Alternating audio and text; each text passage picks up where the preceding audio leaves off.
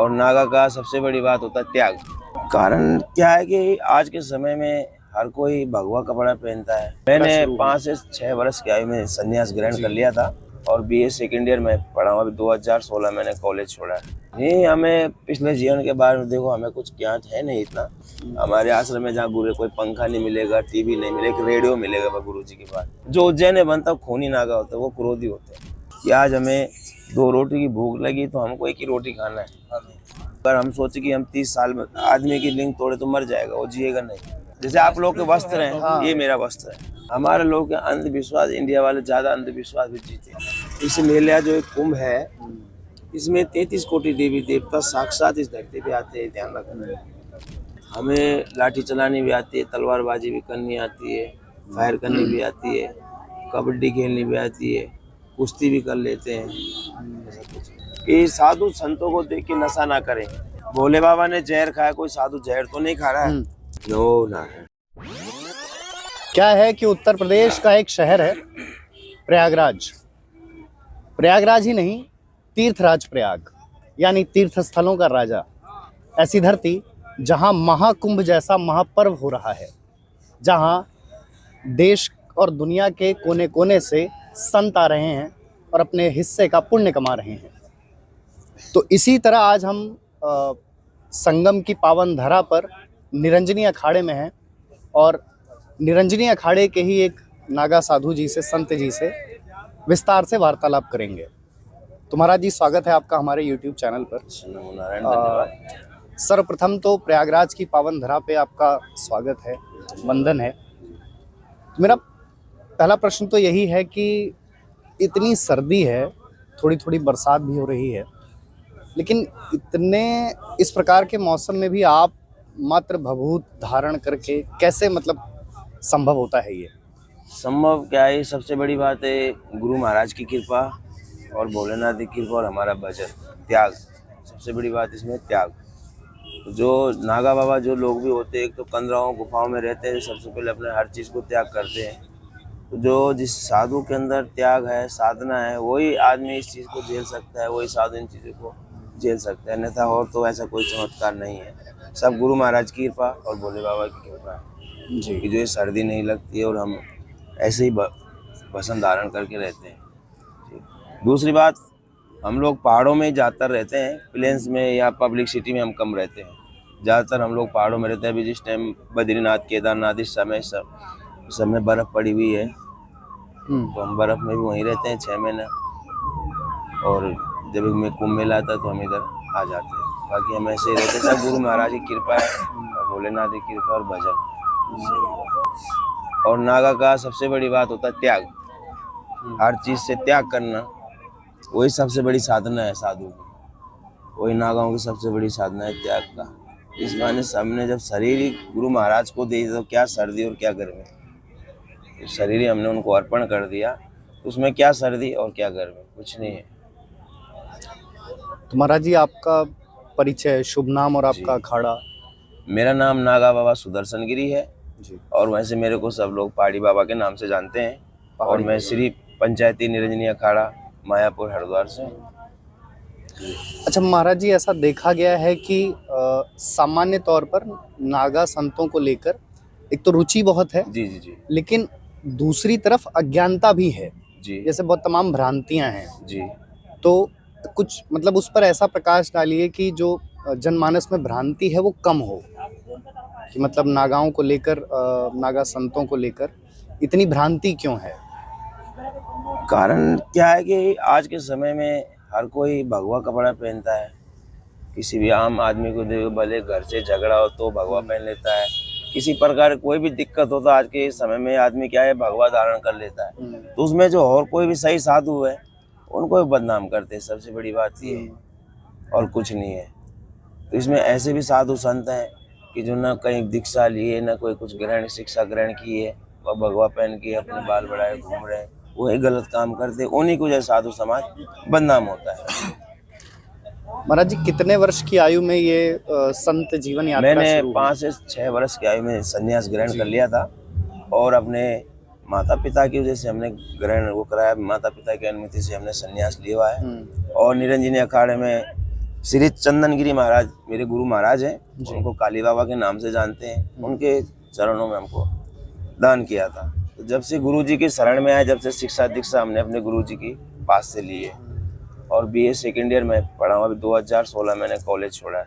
अच्छा, जी तो महाराज जी जैसे आपने बताया कि 5 वर्ष की आयु में आपका संत जीवन आरंभ हुआ, जी जी तो मुझे जहाँ तक मेरी समझ है कि पिछले जीवन की स्मृति बड़ी धुंधली होगी, जी जी जी। तो ऐसा क्या कभी स्मृतियों में आता है कि पिछला जीवन कैसा था, या फिर उसको पूरी तरह मतलब पीछे छोड़ कर आए हैं?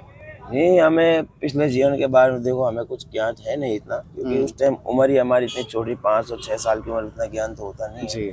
लेकिन हम जो हमारी सोच और समझ है, तो हम तो यही कहते हैं हमारा बड़ा सौभाग्य है कि जो हम इस जीवन में बाबा बने और समाज की सेवा करने लगे, अपने धर्म का प्रसार कर रहे। इससे बड़ा सौभाग्य है तो और कुछ हो नहीं सकता है। इस मनुष्य जीवन में हमको भगवान ने इतना बड़ा सौभाग्य दिया है कि हम अपने धर्म का प्रचार कर सके। अच्छा, मतलब धर्म की जो सेवा प्रचार जी। का अवसर मिला है उसे आप सौभाग्य जी जी मानते जी, हैं। बिल्कुल सत्य बात। अच्छा, जैसे भारतीय संस्कृति और भारतीय धर्म में ये देखा गया है कि जो गुरु शिष्य परंपरा है जी जी वो जी बड़ी अनूठी रही है। जी जी फिर तमाम जगहों पर क्या है कि माता पिता से बड़ा दर्जा गुरु का है। जी जी जी। तो और आपने भी अपने गुरु का उल्लेख किया, तो जी। उनसे कैसा तारतम्य है आपका? हमारे जो गुरु महाराज है बहुत बढ़िया है, बहुत अच्छे हैं जी। कि माँ और पिता की या भाई बहन हमको कभी कमी नहीं खलने दी आज तक भी। अभी हमारे गुरु जी 95-97 की एज है उनकी, लेकिन आज भी हमको किसी तरह कोई कमी खलने नहीं दी है ऐसा। और जो हमारे गुरु जी का जो आज भी रहना सहना है वो बहुत पुराना सिस्टम है। जैसे पहले के साधु संत रहते थे वैसे वो आज भी रहते हैं। वही नियम, वही धर्म, वही सब कुछ है। कोई भी नया कुछ नहीं है, जमाना है, कोई कुछ नया नहीं है, सब पुराना नेचुरल में रहते हैं आज भी। हमारे आश्रम में जहाँ गुरु कोई पंखा नहीं मिलेगा, टीवी नहीं मिलेगा, एक रेडियो मिलेगा गुरु जी के बाद। जी। केवल नेचुरल जिंदगी जीते हैं। अच्छा, एक आम जनमानस में ये धारणा है कि जो नागा संत हैं वो थोड़ा क्रोधी होते हैं जी जी जी या प्रतिक्रियावादी होते हैं, जी। तो क्या ऐसा है? हाँ ऐसा है। जो ऐसा है संस्कार के ऊपर बात होता है कि जैसे हम लोग को जब हम लोग पहले 12 साल ब्रह्मचारी में रहते हैं और ब्रह्मचारी के बाद हम लोगों का नागा संन्यास होता है। तो नागा संन्यास में क्या है, 3 जगह संन्यास होता है, हमारा संस्कार होते हैं 3 जगह। जैसे कि हरिद्वार हो गया, ये इलाहाबाद प्रयागराज हो गया, उज्जैन हो गया। तो इन तीनों जगह में फर्क है। जो हरिद्वार में नागा बनता है वो ठंडा होता है, वो शीतल होता है, वो बर्फानी कहलाता है, वो इतना क्रोधी नहीं होएगा। जो यहाँ इलाहाबाद में बनता है वो राजराजेश्वरी होता है, वो राजा की तरह रहता है, अपनी मौज में रहता है। जो उज्जैन में बनता है वो खूनी नागा होता है, वो क्रोधी होते हैं उज्जैन में। तो जैसे हम लोग महाकाल क्रोधी होते हैं नहीं, तो ऐसा ही नागा वहाँ का क्रोधी होता है। मैंने देखा इंस्टाग्राम पर भी आप काफी सक्रिय हैं और जी, एक जी, आध जी। महाकाल सेना करके पेज वेज भी जी है, मेरा महाकाल जी। सेना बहुत बड़ा पेज है। हाँ। तो मैं और हमारे गुरु भाई कुशाल भारती बापू जी। उसके संस्थापक हैं, तो हम लोग चलाते हैं इसको। तो ऐसा है, ये इसमें कोई दो राय नहीं है। तो बस थोड़ा संस्कार का फर्क हाँ। अब वही है ना, घर पे एक माँ बाप के 4 भाई बेटे होते हैं तो सब में अलग अलग फर्क होता है। तो वही हमारे लोगों का है। तो जहाँ जिसका संस्कार होता है तो उसका थोड़ा बहुत गुण तो उसके अंदर आएगा। तो आपको मतलब आधुनिक युग का संत, नागा संत कहा जा सकता है जी, कि जी। आप सोशल मीडिया से भी परिचित हैं, वहाँ जी जी सक्रिय जी हैं। जी जी जी तो मतलब वो संचार का वो भी एक माध्यम है। जी जी जी तो उसे पसंद करते हैं। जी जी बिल्कुल बिल्कुल जी। करते हैं। अच्छा, क्या है कि लोग समझते तो हैं कि जी। नागा संतों का जीवन सरल नहीं है, जी लेकिन ये कठिन है। तो मैं ये चाहूंगा कि आप दर्शकों को ये बताएं कि कितना कठिन है। नागा जीवन या साधु का जीवन बहुत कठिन है। जी। बहुत ज़्यादा करना पड़ता है। सबसे पहली बात कि बचपन से लेके हर चीज़ का पालन करना पड़ता है। तो सबसे पहले अपनी 5 इंद्रियों को कंट्रोल करना, अपने शरीर को साधना। जिसने अपने शरीर को साध दिया वही साधु बन सकता है। कि आज हमें 2 रोटी की भूख लगी तो हमको 1 ही रोटी खाना है, लगी तो 2 रोटी की भूख है लेकिन खाना एक है, वो साधु बन सकता है। किसी चीज़ पे अपना मोह नहीं जाना चाहिए, हर चीज़ को त्यागते हुए जाना चाहिए, वो साधु बन सकता। जब तक हमारे अंदर त्याग नहीं होगा इतना हम साधु नहीं बन सकते। इसके अंदर वो भावनाएं नहीं आएगी। तो सबसे पहले त्याग हर चीज़ को मोह माया सब त्यागना पड़े, जंगलों में जाके भ्रमण करना पड़े, दुनिया से अलग रहना पड़े, ये बहुत कठिन जीवन है अपना, बनाना खाना, कहीं पानी में जंगलों में रहे, कहीं दूर जाके कंदराओं में रह के वहाँ जल से नहा के आना, अपना मतलब नित्य नियम करना, आंधी हो तूफान हो कुछ भी हो, अपना नियम नहीं टूटना चाहिए साधु का। वो साधु बन सकता है, ये नहीं कि अभी बारिश आए हमको सुबह 5 बजे नहाना है और 5 ही बजे बारिश आ गई तो हम सोचे नहीं नहीं 5:30 पर नहाए जब बारिश बंद, तो ऐसा नहीं। 5 बारिश हो या तूफान हो, कोई 5 बजे आपको अपना कर्म करना पड़ेगा। फिर दूसरी बात, जो सन्यास का कर्म होता है, पब्लिक को बिना दिखाए कर्म करना पड़ता है। पब्लिक आपका कर्म ना देखे उससे पहले हम लोगों का पूजा पाठ कर्म हो जाना चाहिए। ये नागा सन्यासी का नियम है। मध्य रात्रि कर नियम का परिविधान है। परिविधान। ये तो धार्मिक पक्ष हो गया। जी जी जी एक पक्ष है शारीरिक पक्ष, जी कि जहाँ पे आपको जो है जननांग खत्म हो जाते हैं। जी। तो ये मतलब इस प्रकार का कष्ट मुझे लगता है एक सामान्य व्यक्ति के बस सामर्थ्य में नहीं है। जी जी तो वो कितना कष्टदायी है। जैसे क्या है कि वो है कि लिंग भी खत्म हो जाता जी है। जी जी जी जी हाँ, तो समझ जैसे ये पीड़ा एक सामान्य आदमी तो सामान्य, हाँ ये आपकी बात सत्य बात। इसमें भी क्या होता है, बचपन जैसे एक छोटा पौधा होता है नहीं, तो धीरे धीरे बढ़ता है, ऐसी हमारे शरीर की नसें या बॉडी हमारी बढ़ती है, तो इसकी भी सीमाएं और उम्र होती है। इस शारीरिक की लिंग तोड़ने की सीमा उम्र होती है। अगर हम सोचे कि हम 30 साल में आदमी की लिंग तोड़े तो मर जाएगा, वो जिएगा नहीं, अच्छा। क्योंकि मोटी हो जाती है, नसें टूटेंगी, वो चिपकेगी नहीं, वो एकदम खींचेंगे टूट जाएगी। और जो बचपन में होती है 15-10 साल से लेके 20 साल की उम्र तक हमारे हर बॉडी नॉर्मल होती है, वो टूटेगी नहीं, वो चिपक जाएगी। तो कोई भी नस वो चिप जाएगी आपस में, टूटेगी नहीं। और उसके ऊपर जब उम्र बढ़ेगी टूट जाएगी, इंसान मर जाता है। तो नागा बनने की भी कोई नियम होते हैं, टाइम होता है उसका भी। ऐसा नहीं कि हर कोई नागा नहीं बन सकता है। जो लास्ट में बनते हैं उसको, जैसे पहले हम वानप्रस्थ कहते थे, फिर वो इस जीवन में आ जाता है। जो नागा नहीं बनते हैं संन्यास ले लेते हैं, लेकिन वानप्रस्थ में आ जाते हैं वो लोग। ऐसा। अच्छा, ये सब तो धर्म और आध्यात्म जी, की बातें जी, हुई। जी, जब खाली समय होता है तब कैसे समय बिताते हैं? मतलब ईश्वर का नाम बस लेने के केवल अतिरिक्त? हम खाली समय केवल हम गुरु महाराज का दिया हुआ मंत्र उसी का नाम भजते हैं, और एक धुना होता है और कुछ नहीं। धुनी रमाना बस कहते हैं। यही धुनी रमाना हमारा। ये क्या प्रक्रिया है? ये भोलेनाथ की धुनी है और साधु नागा बाबा की धुनी है। इसी विभूति को हम चढ़ाते, यही हमारा भजन है। ये सब कुछ यही है, भूत हमारा कवच। कवच। जैसे आप लोग के वस्त्र हैं, हाँ। ये मेरा वस्त्र है। हाँ, हाँ, हाँ। आपने जैसे कपड़े पहने, यही हमने ऐसे वस्त्र पहने हैं। ये हमारा बहुत है यही। और दूसरी बात, शाखा है। साक्षात अग्नि देवता है, हम्म, साक्षात भगवान है। किसी भी प्रत्यक्ष रूप में शिवलिंग को आपने पत्थर में देखा, उनको साक्षात देखा? हम्म, शिवलिंग जो है आपने पत्थर में देखा, भगवान शिवलिंग ऐसे हैं, हम्म, साक्षात तो नहीं देखा। ये साक्षात है। सूर्य भगवान साक्षात है, चंद्रमा साक्षात है, धरती माता साक्षात है। 5 तत्व जो हवा पानी क्या है, साक्षात है। क्षिति जल पावो गगन समीर। जी, इनको मानो तो ऑटोमेटिक माने जाएंगे। तो लेकिन हम लोग क्या है, हमारी पब्लिक है, हमारी जनरेशन क्या है, इन चीज को नहीं मानती है। जो कुदरत है, जो आपको दिख रहा है, आप उसको नहीं मानोगे, प्रकृति को नहीं मानो। प्रकृति को नहीं मान, लेकिन आप जो पत्थर है उसको मानोगे। लेकिन आपको पता है उस पत्थर में भगवान है कि नहीं? देखा तो नहीं ना, आपने देखा, मैंने नहीं देखा। हमने लाइव शिवलिंग लाइव स्थापना कर दिया उसका, लेकिन आपने कभी उसके अंदर भोलेनाथ को देखा? नहीं देखा। इसके अंदर आपको देवता साक्षात दिखाई दे रहा है। सूर्य भगवान साक्षात दिखाई दे रहे, चंद्र भगवान साक्षात दिखाई दे रहे, हवा साक्षात चल रही है, धरती माता साक्षात है, गंगा माई। ये चीजें हम लोग क्या मानते नहीं है। हम हमारे लोग के अंधविश्वास, इंडिया वाले ज्यादा अंधविश्वास भी जीते हैं।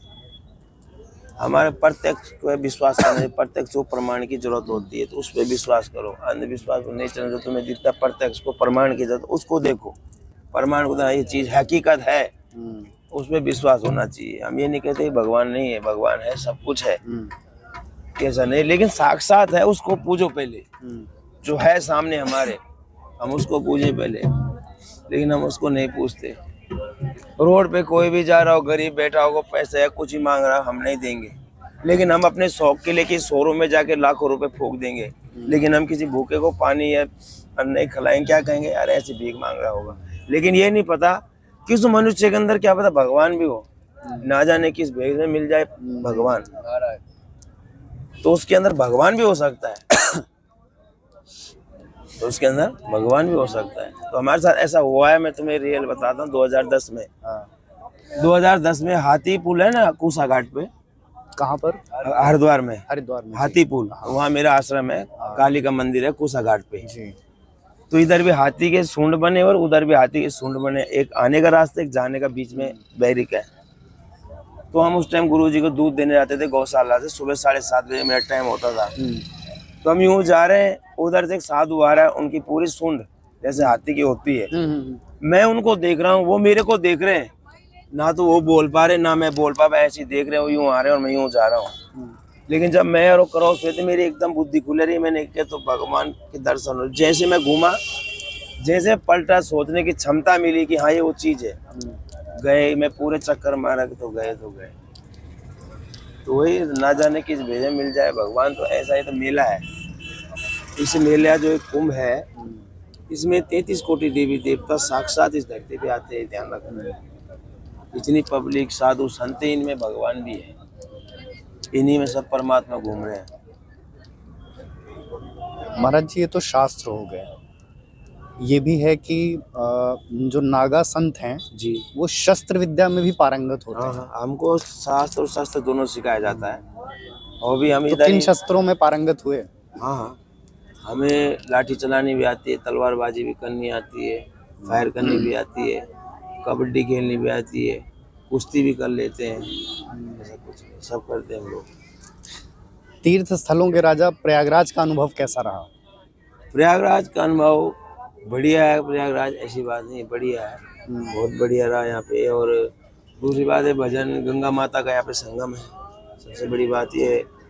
और जो अभी ये कुंभ मेला आ रहा है, हर बार 12 साल बाद कुंभ मेला आता है, लेकिन 144 बरस बाद कुंभ मेला है, ऐसा ये मुहूर्त है। क्योंकि जहाँ पे जो पूरा कुंभ 12 बार आता है तो उसको महाकुंभ कहा जाता है, दिव्य महाकुंभ। तो 144 बरस बाद ऐसा ये कुंभ पड़ा हुआ है, ऐसा संजोग बना है महाकुंभ का ये। मेरे अंतिम 2 सवाल हैं कि जैसे जो शाही स्नान है, जी तो उसमें आप लोगों की जो आभा है, आप लोगों के जो कर्तव्य हैं और आप लोगों का जो स्वरूप है, वो देखने योग्य होता है। जी हर, चाहे वो सिंहस्थ का कुंभ हो, हरिद्वार का कुंभ हो, नासिक का हो, चाहे प्रयागराज का हो, जी हमने हर कुंभ के वीडियोस देखे हैं। जी वो अपने आप में अद्भुत दृश्य होते हैं। जी। तो प्रयागराज के पहले शाही स्नान में, जिसे अब सरकार ने अमृत स्नान कहा है, जी, तो उसे लेकर आप लोगों की क्या तैयारियां हैं? किस प्रकार इसको विशेष बनाने का सोचा जो है? ये शाही स्नान है, सबसे बड़ी बात तो ये है कि बहुत बढ़िया करा है शाही स्नान, नाम चेंज करके अमृत स्नान का। क्यों? ये उर्दू भाषा है, ठीक, ये तो बहुत बढ़िया करा। और जो ये अभी शाही स्नान होगा, पहले से कुछ अलग ही होगा। जो पहले शाही स्नान होते थे, कुछ इसमें अलग होंगे शाही स्नान। जैसे आपने देखी होगी, इस बार जो छावनी परिवेश था, तो हमारा अखाड़ा कुछ अलग ही था। तो जो शाही स्नान है, हम लोगों को कुछ अलग करने क्या हुआ है इस बार। तो आइए और फिर देखिए, रात को 2-2:30 बजे हम लोग चालू हो जाते हैं धर्म ध्वजा के नीचे से, फिर निकलते हैं हम 4 बजे 3:30 बजे यहाँ से। महाराज जी, अंत में स्क्रीन के उस पार जो दर्शक हैं, आपके भक्त हैं, या आपकी सराहना करने वाले लोग हैं, आपकी आराधना करने वाले गण हैं, उनके लिए कोई संदेश देना चाहेंगे, मुख्य रूप से युवाओं के लिए? हाँ, सबसे पहले मुख्य रूप से तो मैं युवाओं को एक ही बात कहता हूँ कि मेरे सबसे विनम्र निवेदन एक ही है कि नशा से दूर रहें। सबसे बड़ी बात मेरी सब युवाओं से एक ही बात है कि साधु संतों को देख के नशा ना करें कि बाबा जी चिलम पीते तो हम बाबा के भगत हैं, हम चिलम पी नहीं। भोले बाबा ने जहर खाया, कोई साधु जहर तो नहीं खा रहा है। तो ऐसे मेरा सबसे निवेदन यही है कि थोड़ा नशे पत्ते से नए जितने भी जनरेशन दूर रहें और मेले में आओ, साधु संतों के दर्शन करो। क्योंकि 12 साल बाद कुंभ मेला है, यहाँ पे आपको दूर दूर से साधु संत, तपस्वी साधु संत आएंगे, उनकी सेवा करो और आशीर्वाद लो, गंगा जी में डुबकी मारो। ऐसे ही मेरे लोगों का संदेश, मेन संदेश हमारा ये है कि नशे से दूर रहें, नए युवक योग जो भी है। क्योंकि हमारा जो देश है नशे में ज़्यादा डूब चुका है। या तो हम सब युवाओं से ये है कि नशे से दूर रहें। ठीक है, साधु संत पीते हैं, वो अपनी मौज में पीते हैं, साधु गांजा सुल्फा पीते हैं, लेकिन वो भजन करने के लिए पीते हैं। लेकिन जो आजकल के युवा हैं वो नशे के लिए पीते हैं, उससे आगे उनकी जनरेशन खत्म हो जाएगी, आगे कुछ करने लायक नहीं रहेंगे। तो उसमें क्या बदनामियाँ होती है, तो फलाने बाबा जी के पास जाता हूँ गांजा पीते, ये तो पता नहीं कि बाबा जी से पहले ही ट्रेंड हो चुका है। बाबा जी को तो बाद में पता चला पहले ही पीता है, लेकिन बदनाम आगे के बाबा लोग होते हैं। और वही बात है, साधु में कोई मांस मदिरा खाता तो क्या होता है, बोले सारे साधु मांस मदिरा खाते, ऐसा तो हमारा वही कहना है, नई जनरेशन को नशे से दूर रहे तो बढ़िया है। तो इस आशा के साथ, इस अभिलाषा के साथ कि इस वार्तालाप से, इस संवाद से, संचार से कुछ सार्थक पहलू निकल कर आएंगे तीर्थराज प्रयाग के माध्यम से और महाराज नागा संत जी के माध्यम से संत समाज के लिए कुछ जो भ्रांतियां हैं वो कम होंगी और एक सकारात्मक परिवेश, सकारात्मक संदेश का प्रसार होगा। इन्हीं शब्दों के साथ हम यही साक्षात्कार को समाप्त करते हैं। धन्यवाद। नो ना।